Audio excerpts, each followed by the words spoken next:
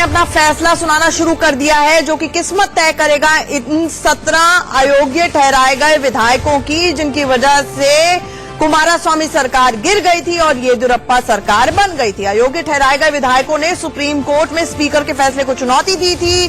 Speaker ने इन विधायकों पर पार्टी विरोधी गतिविधियों के आरोप में कार्रवाई की थी। डिस्क्वालीफाई कर दिया गया था इनको, लेकिन इन्होंने कहा इन्होंने तो पहले से ही स्वेच्छा से इस्तीफा दे दिया है।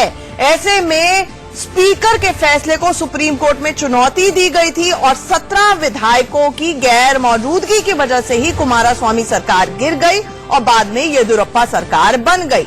अब सुप्रीम कोर्ट का फैसला सुनाया जा रहा है। इस वक्त सुप्रीम कोर्ट में यह फैसला सुनाने का काम शुरू हो चुका है और इसका सीधा असर जो कर्नाटका में बाइपोल्स होने हैं 5 दिसंबर को, उस पर भी पड़ेगा।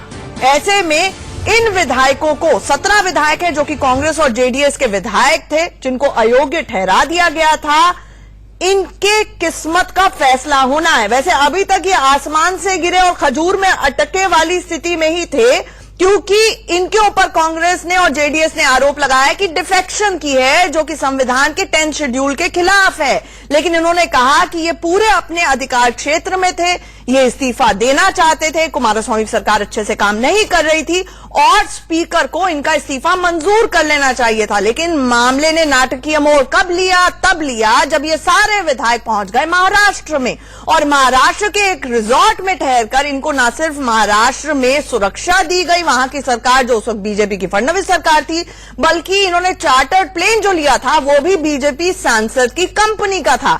ऐसे में कांग्रेस कह रही थी लगातार कि यह ऑपरेशन लोटस हुआ है और जानबूझकर सरकार को गिराया गया है। ऐसे में सुप्रीम कोर्ट वो फैसला सुना रही है जो कि अपने आप में ऐतिहासिक हो सकता है, जिसके दूरगामी संवैधानिक परिणाम हो सकते हैं, रैमिफिकेशंस हो सकते हैं।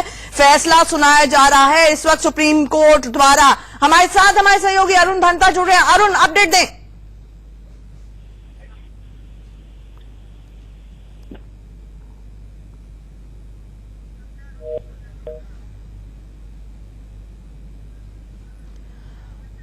हम अरुण से दोबारा संपर्क स्थापित करने की कोशिश करेंगे, लेकिन इस दौरान मेरे सहयोगी आशीष ने जो खबरें भेजी हैं वो आपको बता दें। सुप्रीम कोर्ट इस मामले में फैसला सुनाना शुरू कर चुका है। सुप्रीम कोर्ट ने कहा है कि वो मामले में मेरिट पर, यानी कि तमाम तथ्यों और आर्ग्यूमेंट्स के आधार पर फैसला दे रहा है और उन्होंने कहा है कि पार्टी को पहले हाईकोर्ट में दाखिल करनी चाहिए थी अर्जी।